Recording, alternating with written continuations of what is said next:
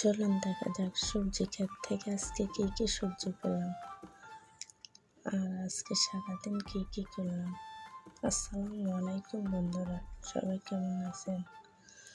Video শুরুতে জানা আন্তরিক শুভেচ্ছা এবং ভালোবাসা।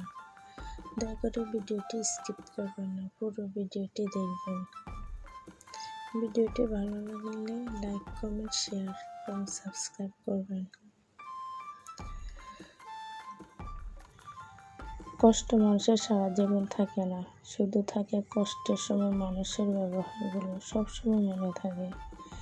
কিছু রাস্তা আপনাকে একাই চলতে হবে, না থাকবে আপনার পরিবার আর না থাকবে আপনার বন্ধু বান্ধব, শুধু থাকবেন আপনি আর আপনার ছায়া। মানুষের জন্য কখনোই বাঁচবেন না, স্রষ্টার জন্য বাঁচুন। মানুষ বদলায়, স্রষ্টা একমাত্র পরিবর্তনশীল।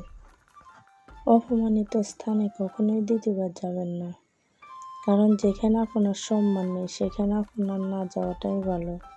মিথ্যা তখনই জিতে যায় যখন সত্য বলা মানুষগুলো বোবা হয়ে যায়। চরিত্র আর ব্যবহারের যত্ন নিন। দামি পোশাক আর গাড়ি বাড়ির মালিক হলেও ভালো মানুষ হওয়া যায় না।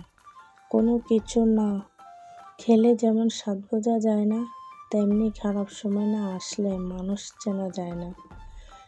টাকা মানুষকে বড় লোক বানাতে পারে, কিন্তু ভদ্রলোক নয়। ভাঙা মোবাইল আর নষ্ট সম্পর্ক তুমি যতই মেরামত করো না কেন,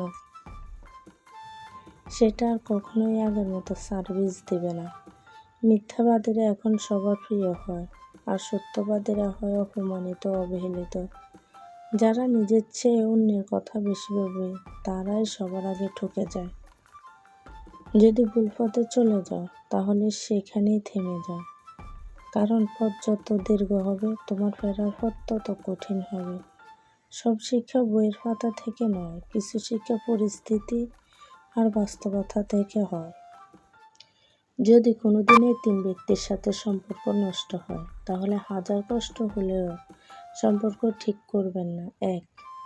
যে ব্যক্তি তোমার চরিত্র নিয়ে কথা বলছে, তাদের উদ্দেশ্যেই থাকে সকলের মাঝে তোমাকে ছোট করা। 2. যারা অর্থনৈতিক লাভের জন্য তোমাকে ঠকাইছে, এরা সবসময় তোমাকে ঠকাবে। 3.